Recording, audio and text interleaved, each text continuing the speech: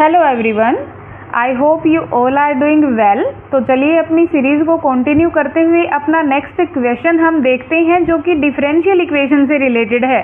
Statement में हमें क्या बोला गया है?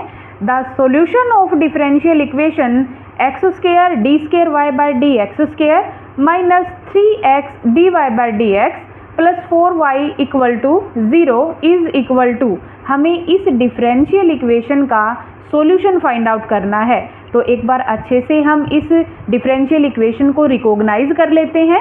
अगर हम इसको आइडेंटिफाई करने की थोड़ी सी कोशिश करेंगे तो हमें पता चलेगा कि यहाँ पे अगर सेकंड ऑर्डर का डेरिवेटिव है तो x हमें सेकंड पावर में मिलेगा, अगर यहाँ पे फर्स्ट ऑर्डर डेरिवेटिव है तो हमें x सिंगल मिलेगा।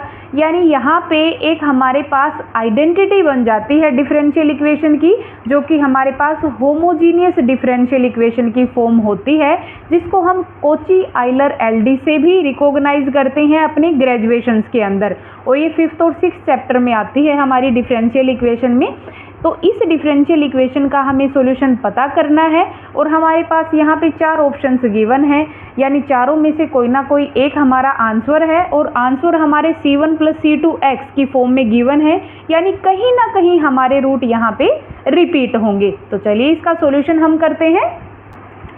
तो देखिए, सबसे पहले हमने इस इक्वेशन को रिकॉग्नाइज किया, हमारे पास होमोजीनियस टाइप की इक्वेशन बन रही है। अगर हम रिकॉग्नाइज करें इसको अच्छे से तो X square D square Y by D X square minus 3x D Y by D X plus 4y equal to 0।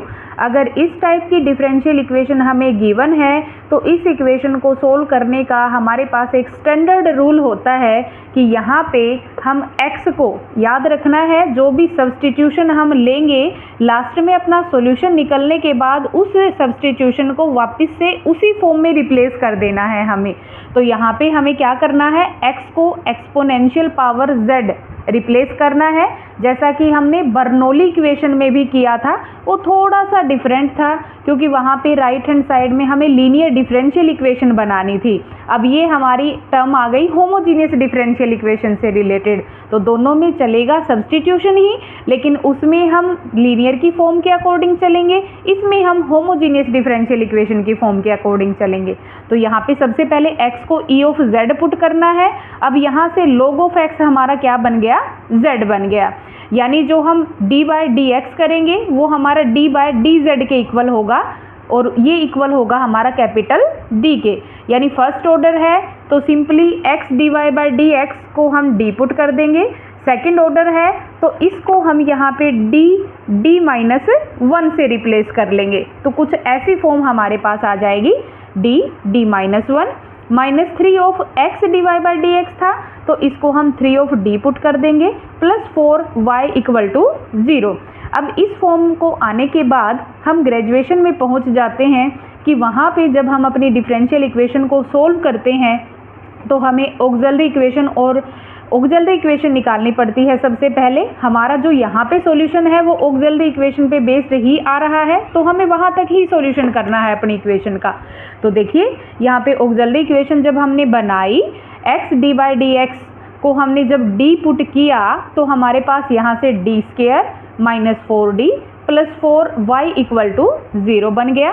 Auxiliary equation जब हम बनाएंगे तो वो हमारी कुछ ऐसे बनेगी, d square minus 4d plus 4 equal to 0, और अगर इस फॉर्म को आप रिकॉग्नाइज करोगे तो ये हमारा कंप्लीट स्क्वायर बनेगा d माइनस 2 की फॉर्म में।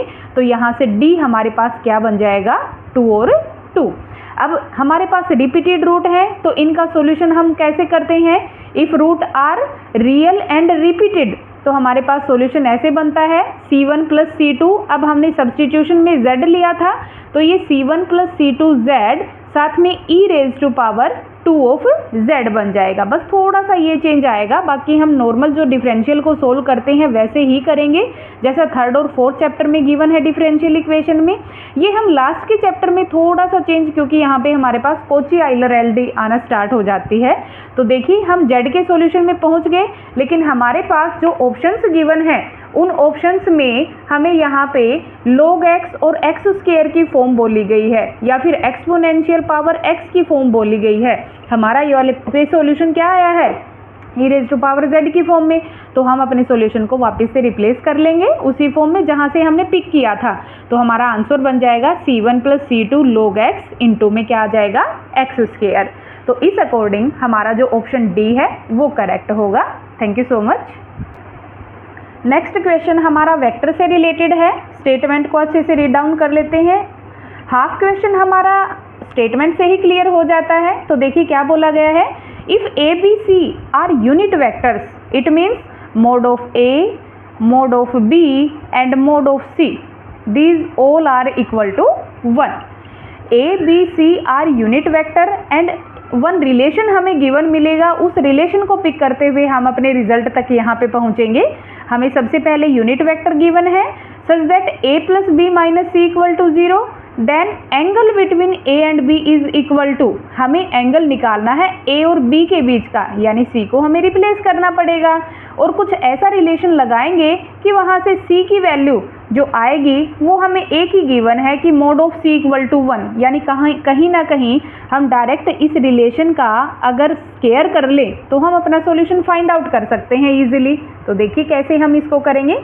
सबसे पहले हमें इक्वेशन गिवन है a + b - c = 0। हम करेंगे क्या, a + b को रखेंगे लेफ्ट हैंड साइड में, c को शिफ्ट कर देते हैं राइट हैंड साइड में। अब c की हमें और कोई वैल्यू तो गिवन है नहीं, ओनली मोड की फॉर्म में वैल्यू गिवन है।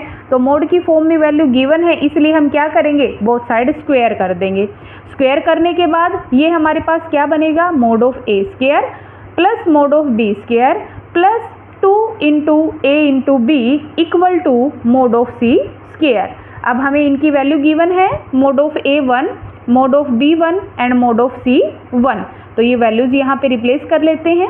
a.b हमारे पास ये कोस एंगल होता है जिसको हम ऐसे रिकॉग्नाइज करते हैं cos θ = a.b upon mode of a mode of b की फॉर्म में। तो हमारा जो यहाँ से a.b है वो किसके इक्वल बन जाएगा, cos θ × mode of a mode of b के इक्वल। ये रिलेशन हमने यहाँ पे सब्स्टिट्यूट कर दिया, हमारे पास बन गया 1 + 1 + 2 mode of a mode of b cos θ = 1। अब यहाँ से 1 + 1 हमारे पास 2 आ गया, 2 + 2 cos θ, क्योंकि ये वापस से मोड की फॉर्म में है तो हम वापस से 1 रिप्लेस कर देंगे यहाँ पे, 2 + 2 cos θ = 1। अब ये 2 उधर जाएगा तो 1 - 2 हमारा -1 बच जाएगा, -1 बचेगा तो cos θ की वैल्यू फाइंड आउट करेंगे विच इज़ -1/2। अब माइनस की फॉर्म में हमारे पास ऑप्शंस में आंसर गिवन है नहीं तो इसको हम प्लस में कन्वर्ट करेंगे। और हमने एक रिलेशन नोट डाउन कर रखा है कि जो हमारे पास साइन, टेंजेंट और कोसिकेंट आता है वो तो हम डायरेक्ट अगर नेगेटिव की फॉर्म में है तो हमारा नेगेटिव की फॉर्म में आंसर बन जाता है, पॉजिटिव की फॉर्म में है तो पॉजिटिव में आंसर बन जाता है। लेकिन अगर हम कोस, सीकेंट और बात करें बेटा कोट की तो वो हमारे पास अगर नेगेटिव की फॉर्म में है तो उसको हम पाई में से सब्ट्रैक्ट कर देते हैं ताकि हम उस क्वाड्रेंट में पहुंच जाएं जहां पे हमारा कोस नेगेटिव बनता है। तो ये देखो हमारे पास थीटा की वैल्यू क्या आ गई, -1/2 विच इज इक्वल टू -π/3। अब कोस थीटा हमारा नेगेटिव कौन से क्वाड्रेंट में होता है, सेकंड में भी होता है और थर्ड में भी होता है। तो सेकंड के लिए ये वाला रिलेशन लगा लेंगे, π - π/3 विच इज इक्वल टू 2π/3 और 2π/3 हमारे पास ऑप्शन में है। तो इस अकॉर्डिंग हमारा ऑप्शन डी यहाँ पे करेक्ट हो जाएगा। आई hope you will understand it. Next हमारा जो क्वेश्चन है वो पर्टिकुलर इंटीग्रल से रिलेटेड है जो कि हम 4th चैप्टर में करते हैं अपना डिफरेंशियल इक्वेशन के अंदर ही। तो देखो क्या गिवन है स्टेटमेंट में, d² - 2dy equal to e⁻x sin x is equal to, अगर हमारे पास सिंपली ex गिवन है, सिंपली sin x गिवन है तो इनको हम इजीली यहाँ पे रिप्लेस करेंगे इनके कोफिशिएंट्स को और हम अपनी वैल्यू फाइंड आउट कर लेंगे। लेकिन अगर हमें दो यहाँ पे फॉर्म गिवन है और दोनों मल्टीपल की फॉर्म में है, एक्सपोनेंशियल और ट्रिग्नोमेट्रिक फॉर्म, तो इसका हमारे पास यहाँ पे एक रूल होता है। इस रूल के अकॉर्डिंग हम इसका पर्टिकुलर इंटीग्रल निकाल लेंगे जो कि बहुत ही सिंपल है। यहाँ पे 4 ऑप्शन हमें गिवन है। तो देखिए सॉल्यूशन इसका हम कैसे करेंगे। अब सबसे पहले हमें पर्टिकुलर इंटीग्रल निकालना है। तो पर्टिकुलर इंटीग्रल की फॉर्म क्या बनती है, 1/FD इंटू आर। आर मतलब क्या है, जो राइट हैंड साइड में हमारे पास कंटेंट गिवन है। तो यहाँ पे राइट हैंड साइड में क्या गिवन है हमें, EX और sin x। f of d ये हमारा लेफ्ट हैंड साइड रहेगा। f ऑफ d देखो हमें क्या गिवन है क्वेश्चन के अंदर, d² माइनस 2d। तो हमारा जो पर्टिकुलर इंटीग्रल है उसकी कंप्लीट फॉर्म क्या बन जाएगी, 1/FD यानी 1/d² माइनस 2d। साथ में हमारा रहेगा राइट हैंड साइड में जो भी सब्स्टिट्यूशन हमें गिवन है या फिर जो भी वैल्यूज हमें गिवन है, EX इंटू sin x। अब ये एक्सपोनेंशियल और ट्रिग्नोमेट्रिक फंक्शन को सोल्व करने के लिए हमारे पास यहाँ पे एक वर्किंग रूल होता है, और वो वर्किंग रूल हमें क्या कहता है कि अगर आप पर्टिकुलर इंटीग्रल को इस फॉर्म में असाइन करते हो 1/FD e⁻ax, साथ में अगर हमारे पास अलजेब्रिक है या फिर ट्रिग्नोमेट्रिक नंबर है तो हम क्या करेंगे, एक्सपोनेंशियल को साइड में ले जाते हैं और एक्सपोनेंशियल में जो x का कोफिशिएंट होगा उससे d को रिप्लेस कर देंगे और साथ में हमारे पास आ जाएगा v यानी कि सेकंड फंक्शन। तो यहाँ पे देखो यही रूल हम लगाएंगे। पर्टिकुलर इंटीग्रल इस फॉर्म में गिवन है, एक्सपोनेंशियल को हमने इधर रिप्लेस कर लिया अपने कॉर्नर में। अब यहाँ पे x का कोफिशिएंट क्या है, 1, तो d को रिप्लेस कर देंगे हम, 1 है तो किससे रिप्लेस कर देंगे, d प्लस 1 से। तो ये d² है, क्या बनेगा, d प्लस 1 का स्क्वायर माइनस 2 ऑफ d यानी d प्लस 1। अब हमें ध्यान रखना है यहाँ पे हम d प्लस 1 डायरेक्ट ना करें, जो ये d है कंप्लीट, तो ये कंप्लीट को हमने d प्लस 1 बनाना है और 2 हमारा मल्टीपल की फॉर्म में आ जाएगा। इनटू में क्या है, sin x। तो ये बन गया e⁻x 1/, इसको हम सोल्व कर लेंगे नीचे, 2d से माइनस 2d कैंसिल आउट हो जाएगा, साथ में हमारा sin x यहाँ पे चल रहा है। तो हमारे पास ये टर्म बचेगी e⁻x 1/d² माइनस 1 इंटू में sin x। अब sin x है हमारे पास। अब x को सोल्व करने के लिए हमारे पास यहाँ पे अगेन वर्किंग रूल होता है। ये ट्रिग्नोमेट्रिक फंक्शन हमारा आ गया।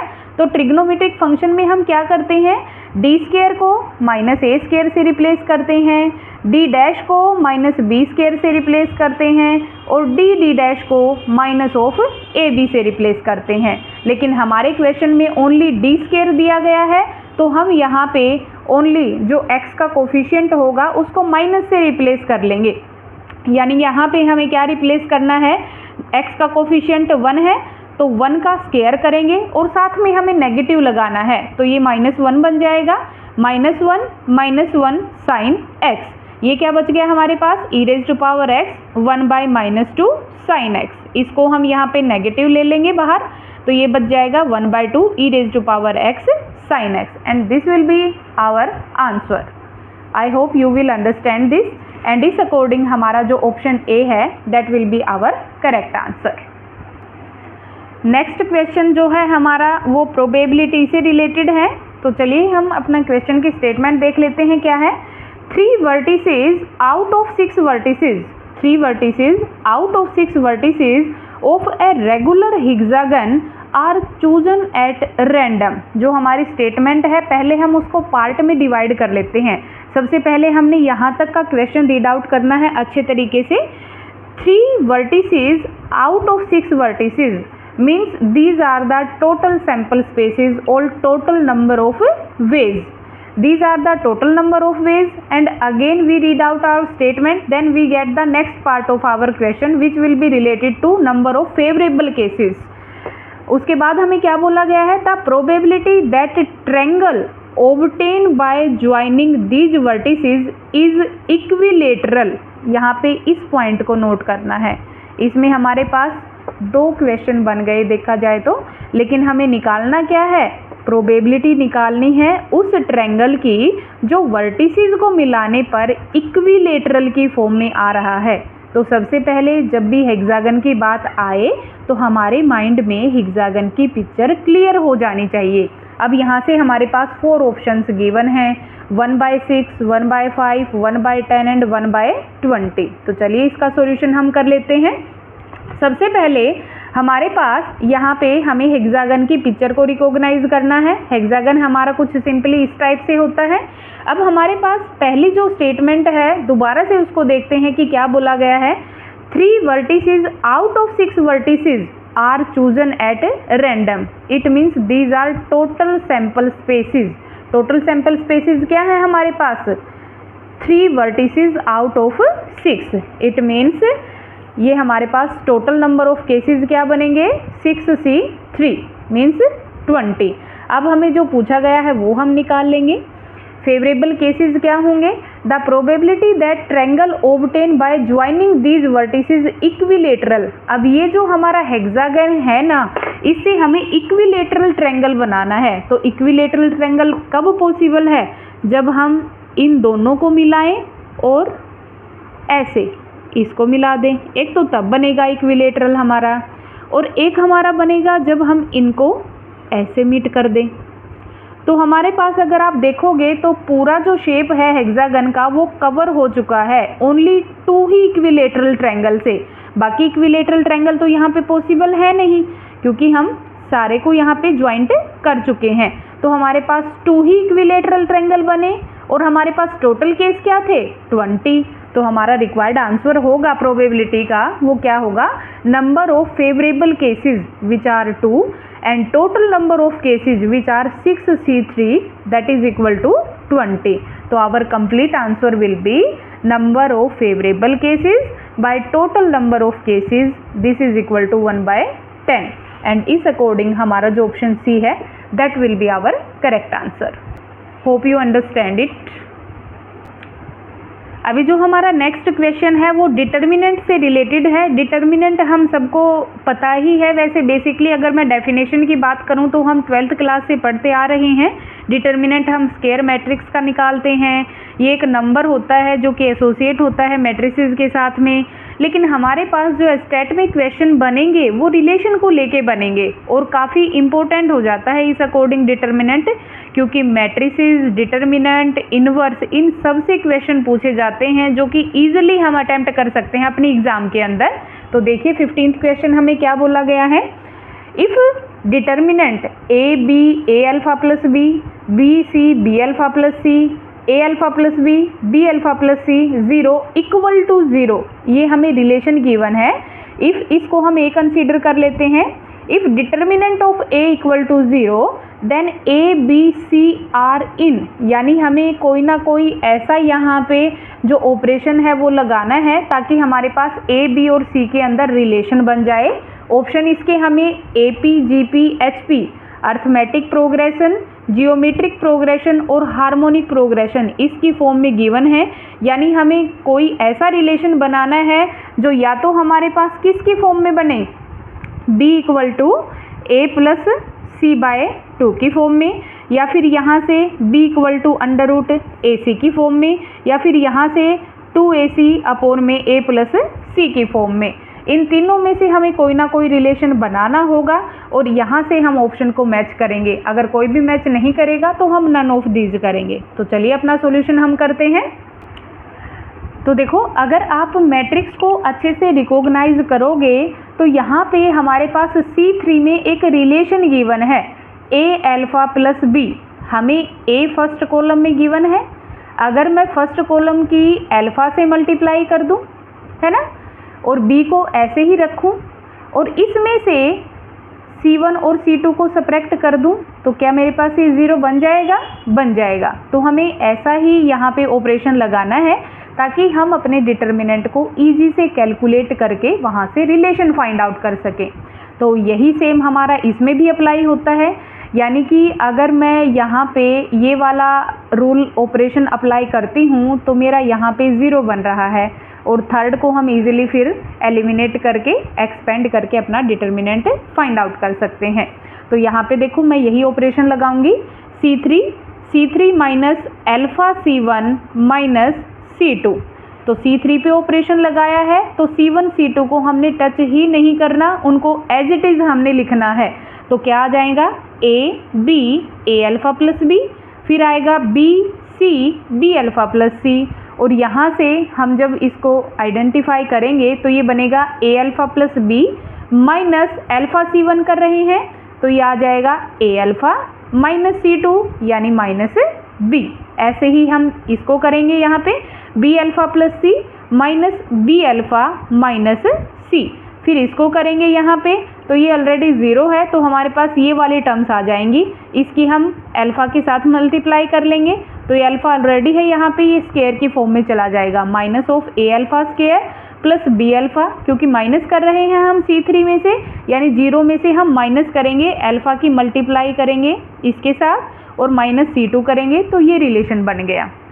अब देखो ए बी ये हमारे पास 0 बन गया, ये भी 0 बन गया, यहाँ पे हमारे पास क्वांटिटी आई है, तो इसी के अलोंग यानी C3 के अलोंग हम अपने डिटर्मिनेंट के लिए वैल्यू को फाइंड आउट कर लेंगे, एक्सपेंड करेंगे C3 के अलोंग। तो ये दोनों ऑलरेडी 0 है, ये निकालेंगे हम, तो ये वाला कैंसिल, ये वाला कैंसिल, इसके साथ में बचेगा क्या, AC माइनस बी स्क्वायर, ये बचेगा। अब अल्फ़ा तो हमारे पास यहाँ पे कोई स्केलर है, इसकी तो वैल्यू हमें गिवन है ही नहीं, गिवन ही नहीं है, तो हम इसको नहीं बोल सकते कि ये 0 बनेगा। अब यहाँ पे हमारे पास दो रिलेशन है, दोनों की वैल्यू हमारे पास प्रोडक्ट की फॉर्म में 0 आ रही है। इट मीन्स या तो फर्स्ट वाला 0 होगा या फिर सेकंड वाला प्रोडक्ट हमारा 0 होगा। अब फर्स्ट तो 0 क्यों नहीं हो सकता, क्योंकि हमारे पास अल्फ़ा की यहाँ पे कोई रिस्ट्रिक्शन गिवन नहीं है, अगर गिवन होती तब हम यहाँ से वैल्यू फाइंड आउट कर सकते थे।